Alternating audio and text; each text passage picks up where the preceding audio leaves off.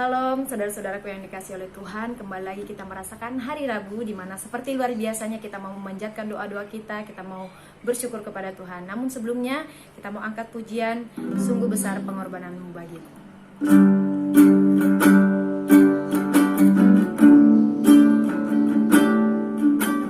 Kemanakah aku dapat pergi, menjauhi rohmu yang suci, kau sahabat dan kau dekat.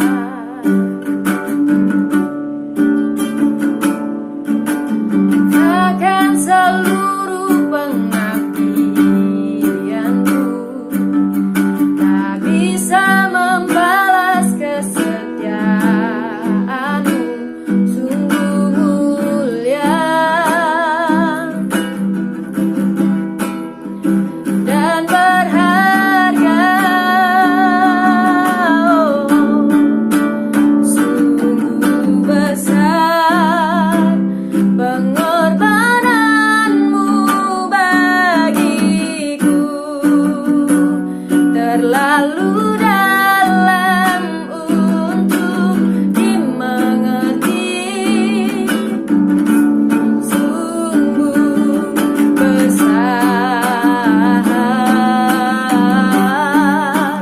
sungguh indah yang kau pikirkan tentangku, tak terselami bagiku.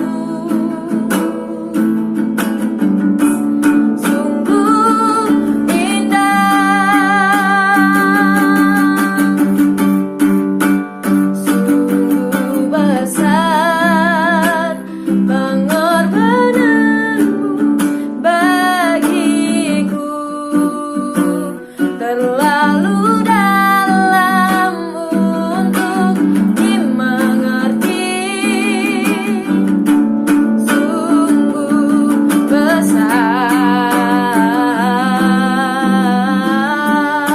sungguh indah yang kau pikirkan tentangku, tak terselami bagiku. Sungguh indah. Mari kita berdoa. Tuhan Yesus, terima kasih, kami bersyukur Tuhan buat hari yang indah ini kembali Engkau berikan kepada kami. Kau memanjatkan doa kami, syukur kami di hadapan-Mu, biarlah itu untuk kemuliaan bagi nama-Mu. Hanya dalam nama Tuhan Yesus, haleluya, amin. Mari kita berdoa sebelum kita merenungkan bagian firman Tuhan. Bapa di surga, saat ini kami mau belajar dari bagian firman Tuhan. Roh Kudus menolong kami supaya kami mengerti bagian firman Tuhan ini dan kami bisa melakukannya. Di dalam nama Tuhan Yesus kami berdoa. Amin. Bagaimana kabarnya Bapak Ibu Saudara? Saya yakin kita masih dipenuhi sukacita. Kenapa? Karena kita masih boleh dekat dengan Tuhan. Tuhan mau berelasi dengan kita. Kita masih punya waktu untuk bersekutu. Kita punya waktu untuk memuji Tuhan. Kita punya waktu untuk berdoa. Kita punya waktu untuk belajar firman Tuhan. Artinya Dia mau berelasi dengan kita. Saudara, masa-masa pandemi ini buat saya adalah masa di mana Tuhan menguji banyak hal buat manusia, khususnya untuk anak-anak Tuhan. Apa yang selama ini menjadi motivasi kita? Apa yang ada di dalam hati terdalam kita? Ketika kita hidup, ketika kita bekerja, ketika kita kuliah, ketika kita beribadah, ketika kita bersekutu, bahkan ketika kita menjalani kegiatan-kegiatan kita yang lain, bagaimana motivasi kita? Satu bagian firman Tuhan saya akan bacakan dari 1 Timotius 6 ayat 7. 1 Timotius 6 ayat 7, sebab kita tidak membawa sesuatu apapun ke dalam dunia dan kita tidak dapat membawa apa-apa keluar. Saudara, kalau lihat ayat ini, inilah kita yang ada di dunia dan kita tidak bawa apa-apa waktu datang ke dunia, dan kita nanti juga tidak membawa apa-apa waktu kita meninggalkan dunia ini. Tapi kenyataannya hati kita ada di mana?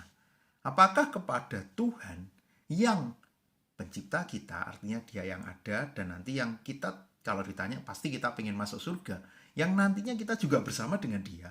Atau ternyata hati kita malah kepada apa yang kita punya di dunia, yang kita nggak bawa waktu masuk ke dunia dan kita tidak bawa keluar. Karena itu ayat yang ke-6 dari 1 Timotius 6, memang ibadah itu kalau disertai rasa cukup, memberi keuntungan besar.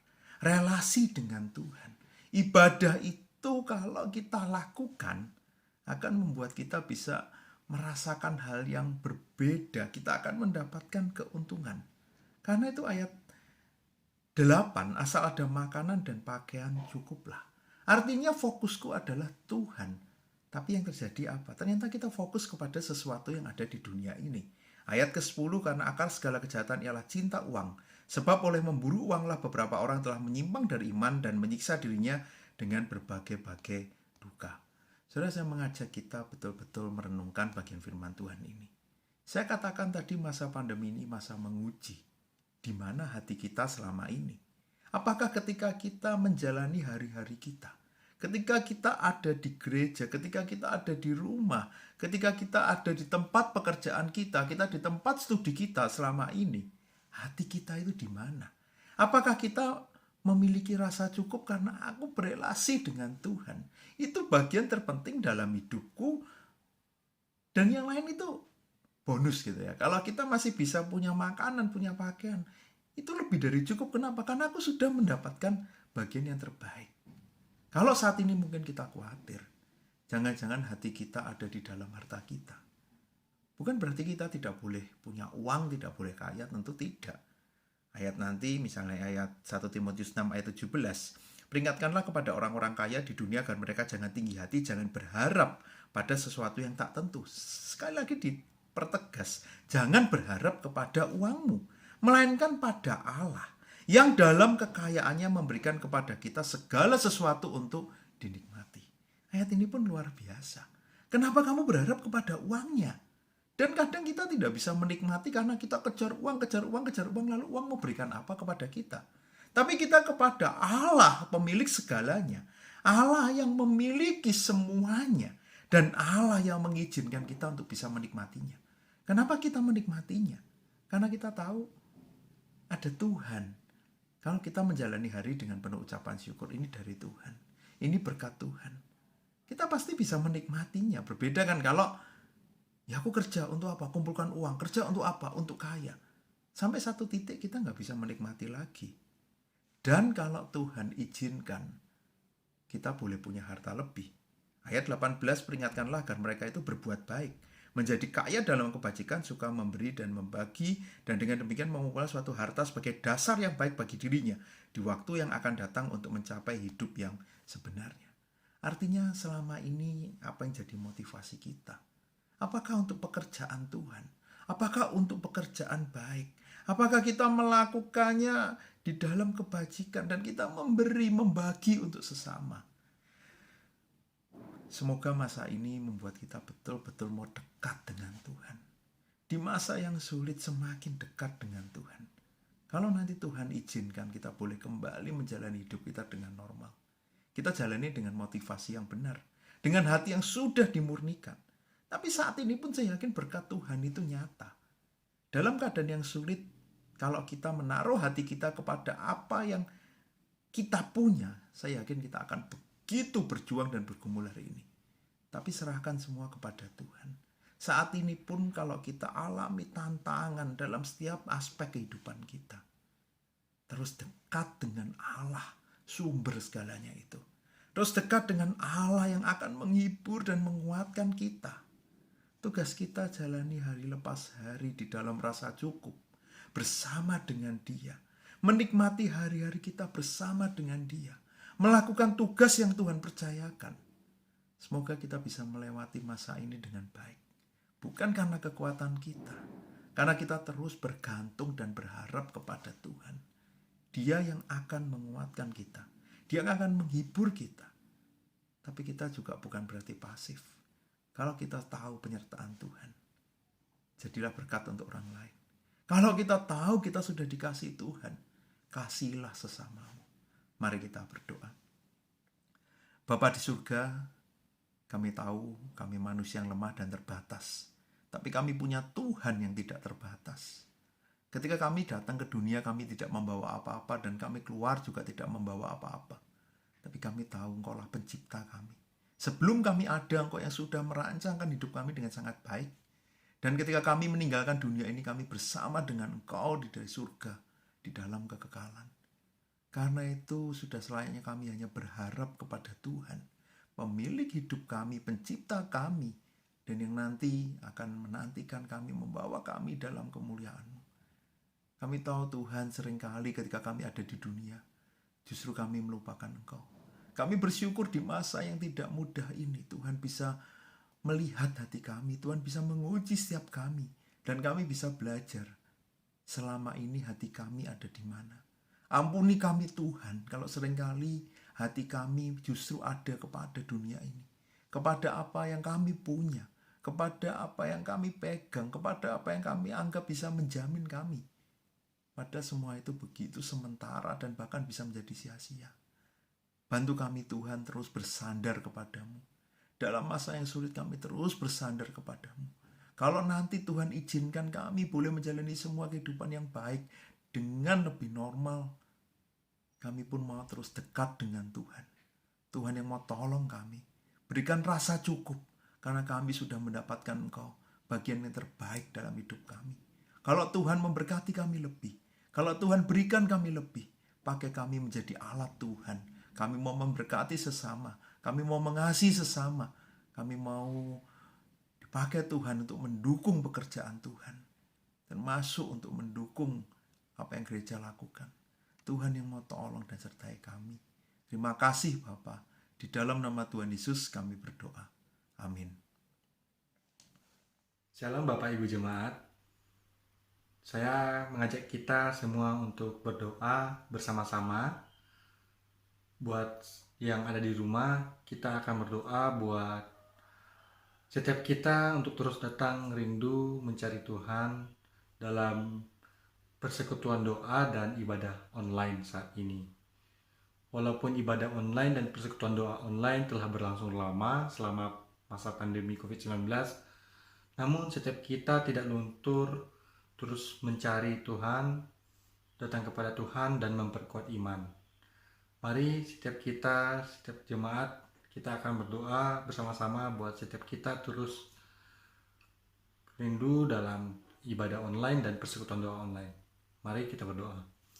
Bapa dalam kerajaan surga, kami berdoa dan mengucap syukur, berterima kasih buat kesempatan yang Kau berikan terus memberikan kami terus datang kepada Tuhan dengan cara apapun.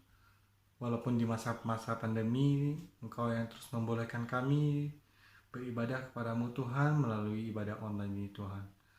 Tuhan, kami mengucap syukur, terima kasih buat juga persekutuan doa online juga yang telah berlangsung selama ini Tuhan.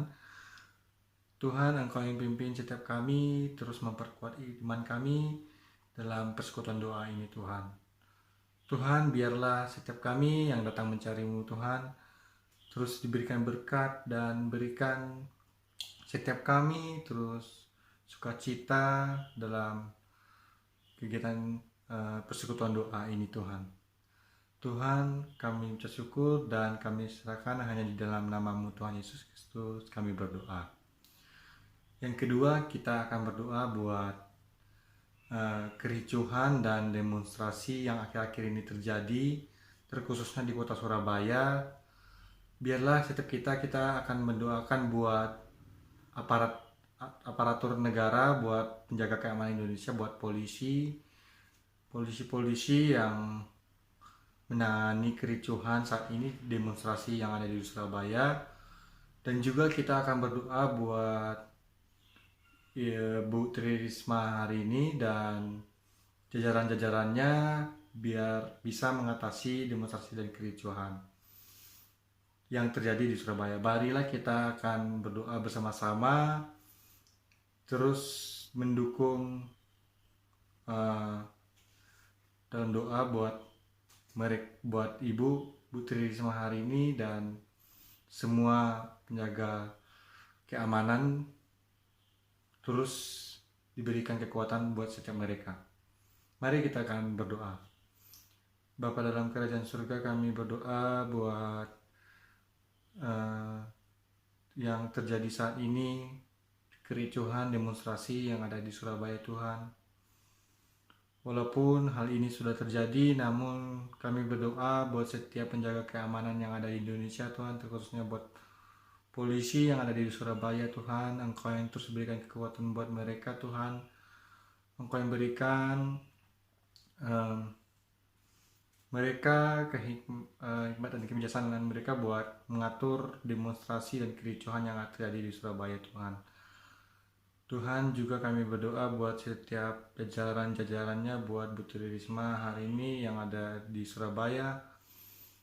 Engkau yang mampukan setiap mereka dalam mengatasi permasalahan ini Tuhan, buat demonstrasi yang ada terkhususnya di Surabaya Tuhan. Engkau yang mampukan mereka Tuhan, berikan setiap mereka kekuatan dan kesehatan juga buat mereka Tuhan, yang terhindar dari masa-masa dari pandemi COVID-19 ini Tuhan. Tuhan, kami serahkan hanya di dalam nama-Mu Tuhan Yesus Kristus, kami berdoa. Amin.